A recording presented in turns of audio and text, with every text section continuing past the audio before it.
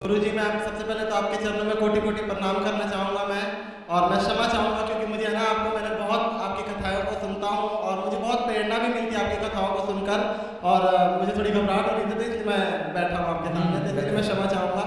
और मैं एक मुस्लिम धर्म से हूँ और मैं ये पूछना चाहता हूँ, मैं सनातन में आ तो गया हूँ पर मैं ये पूछना चाहता हूँ। आप मुस्लिम हैं? हाँ। क्या नाम था आपका पहले? मेरा पहले जावेद नाम था। जावेद। काफ़ी लोग जानते भी होंगे। तो आपने हिंदू धर्म अपना लिया? हाँ, क्योंकि सबसे पहले मैं एक बात कहना चाहूँगा, क्योंकि काफ़ी लोग मुझसे कहते हैं कि तुम हिंदू बने हो। हिंदू तो मुझे नहीं लगता कि कोई किसी को बना सकता है, क्योंकि हिंदू पैदा ही होता है, मेरा मानना रहता है। और ये मुझे ना किसी ने ब्रेन वॉश करा और ना किसी ने कुछ कहा, ये ठाकुर जी की कृपा हुई तब मैं सनातन में आया। वैसे किसी ने मुझे, या मैंने किसी को देख के सीखा, या तो कुछ भी नहीं था।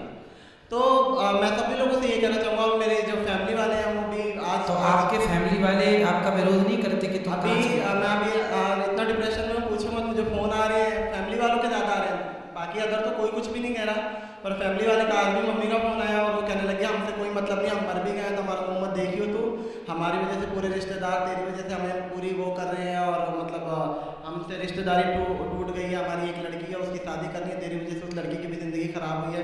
तो महाराज जी, मैं ये पूछना चाहता हूँ कि ठाकुर जी से मेरी एक शिकायत है हमेशा कि या तो मुझे पहले इधर का कर देते या उधर का कर देते, ये बीच में ला के मुझे इतना परेशानियों में डालना, और उनको मैं छोड़ नहीं सकता। मैं ताते छोड़ सकता हूँ, मैं ठाकुर जी को नहीं छोड़ सकता। किन को नहीं छोड़ सकते आप? मैं ठाकुर जी को नहीं छोड़ सकता, भगवान जी को नहीं छोड़ सकते? नहीं छोड़ सकता था। फिर आप सही रास्ते पर हैं। तो मैं एक चीज़, मेरा एक सवाल और था कि मैं जगन्नाथ मंदिर में जा सकता हूँ क्या? कि जगन्नाथ जी के मंदिर में अब तो आपने धर्म बदल लिया है, आपने धर्म परिवर्तन कर लिया अपना। हाँ जी। वैसे देखो, धर्म परिवर्तन करने की ज़रूरत ही नहीं पड़ती। हमारे ठाकुर जी जो है ना, हमारे भगवान कभी ये नहीं कहते कि तुम हिंदू हो जाओगे तो ही हम तुम्हें मिलेंगे। भगवान तो कहते हैं कि तुम मुसलमान भी हो, और यदि तुम उसी रूप में मुझे प्रेम कर लोगे तो मैं उसी रूप में तुम्हें प्राप्त हो जाऊंगा। हमारे भगवान कभी नहीं कहते कि तुम धर्म बदलो। रस खान जी को उसी रूप में, उसी लिबास में प्राप्त हुए थे भगवान। जब उनकी कृपा हुई तो मैं सब कुछ खाया करता था, पर जैसे उन्होंने कृपा करना स्टार्ट करा तो अपने आप ही छूटने लग गया, सब चीज़ों को देखकर वो मन वॉमिटिंग से आनी, ये अपने आप होने लग गया। तो ये मुझे नहीं लगता कि मैं छोड़ सकता था या वो करता। आज का टाइम है कि कोई आमलेट भी बनाता है घर के पास में, तो उससे भी मुझे बहुत दिक्कत होती है, ऐसा लगता है जैसे वॉमिटिंग हो जाएगी। तो ये ठाकुर जी की कृपा ही है। पर अपनी माँ का दिल भी ना दुखाओ, आप अपनी माँ से बात करो कि माँ, मैं कोई गलत रास्ते पर तो हूँ नहीं, मैं किसी की हत्या नहीं कर रहा हूँ, मैं चोरी नहीं कर रहा हूँ। मैंने समझाया, पर आपको पता है कि वो समाज को लेके चलना है उन्हें, और उन्होंने मुझसे कहा भी कि मुझे अपनी एक बेटी की शादी करनी है और मुझे समाज में रहना है, तो मैं क्या कर सकता हूँ? मैं ठाकुर जी को भी नहीं छोड़ सकता, तो मुझे समझ नहीं आ रहा। तो आपको ये भक्ति का रोग कब से लगा? मैं बहुत छोटा था, मेरी जो परवरिश हुई वो मेरी नानी के घर पे हुई है। अच्छा। तो नानी के जाने के बाद मामा मामी दिल्ली लेकर आया, उन्होंने मुझे 11 साल की एज में काम पे लगा दिया।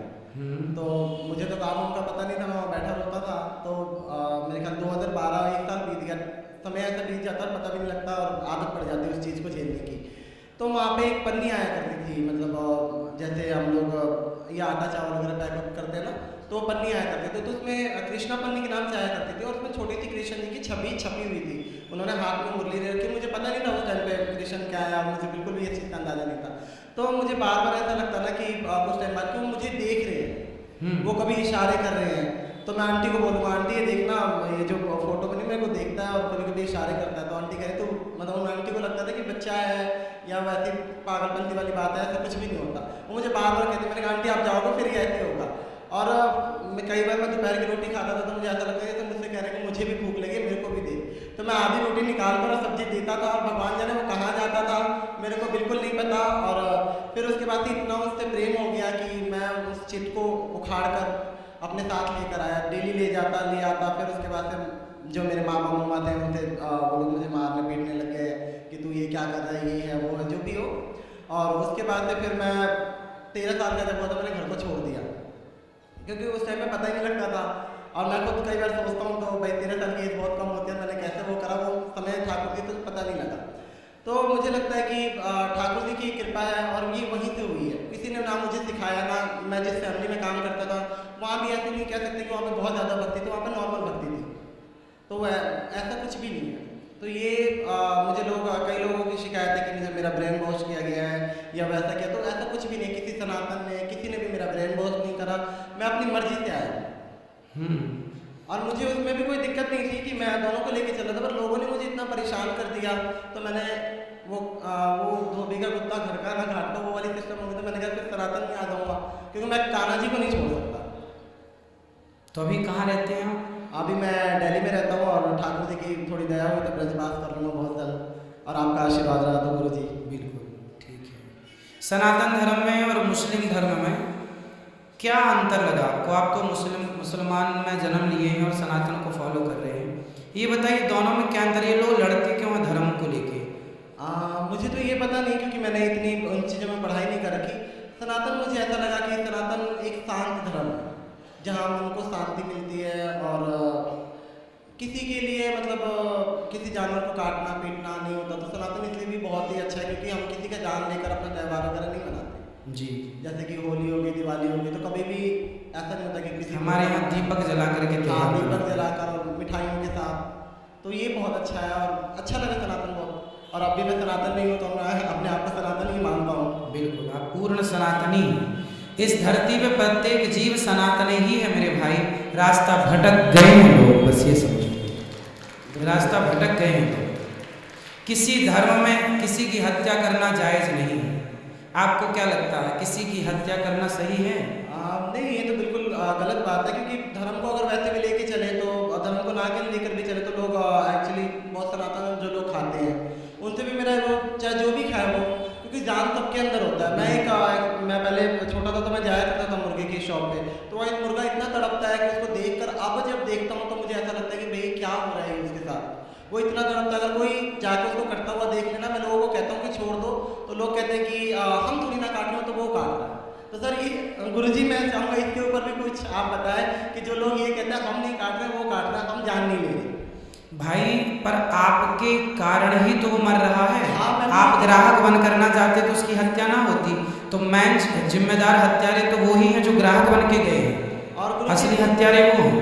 मेरा एक सवाल और भी है कि बहुत हमारे सनातन लोग हैं जो इन लोगों को किराए पे देते हैं, जो मुर्गा काटते हैं, जो भी धर्म से मुझे नहीं पता, पर उनके लिए भी कुछ मतलब उनको इस चीज़ का पाप लगेगा नहीं लगेगा? बिल्कुल, पाप तो देखो किसी की, हमारे सनातन धर्म में तो लिखा है अहिंसा ही परमो धर्मा। हमारे यहाँ तो चींटी को भी आटा डाला जाता है, कुत्ते को रोटी, गाय को रोटी निकाली जाती है। जीव मात्र की रक्षा करना, जीव मात्र की सेवा करना। हमारे यहाँ एक राजा हुए हैं जिनका नाम है राजा शिवी, जिन्होंने एक पक्षी के लिए अपने शरीर का बलिदान दे दिया था, काट करके दे दिया था। एक पक्षी की रक्षा के लिए उनकी गोद में एक पक्षी उड़ के आ गया, तो जिसने पकड़ा था उसने कहा ले दो हमें, हम इसको खाएंगे। अब राजा ने कहा मेरी शरण में आ गया, मैं नहीं दे सकता। तो ये वो धर्म है सनातन धर्म, जहाँ एक पक्षी की रक्षा के लिए एक बहुत बड़ा राजा अपने आप का बलिदान देता है। अंत में भगवान प्रसन्न हो गए कि धन्य हो राजा, आपके अंदर जितनी दया है, इस दया से हम स्वयं बिक गए आपसे। और महाराज जी एक सवाल मेरा और भी है कि बहुत सारे डाउट है कि मैं संकीर्तन करता हूँ एक्चुअली। क्या करते हैं? मैं संकीर्तन नहीं करता हूँ। क्या गाते हैं? मैं कृष्ण संध्या।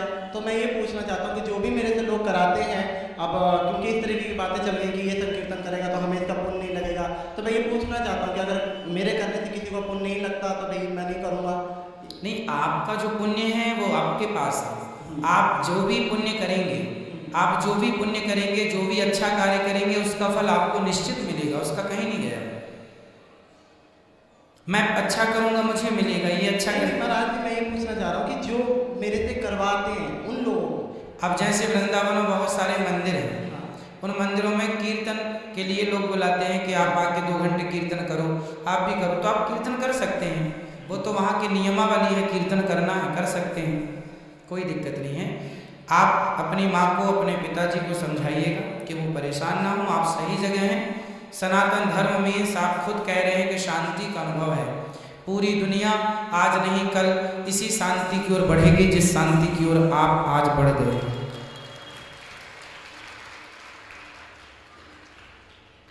ठीक है, और कोई सवाल आपका? नहीं गुरुजी, मैं एक छोटा सा भजन आपके दरबार के लिए गाना चाहता हूं। हाँ, गाइए। मुरारी मैं रहमत के सदके तुम्हारी, मुरारी मैं रहमत के सदके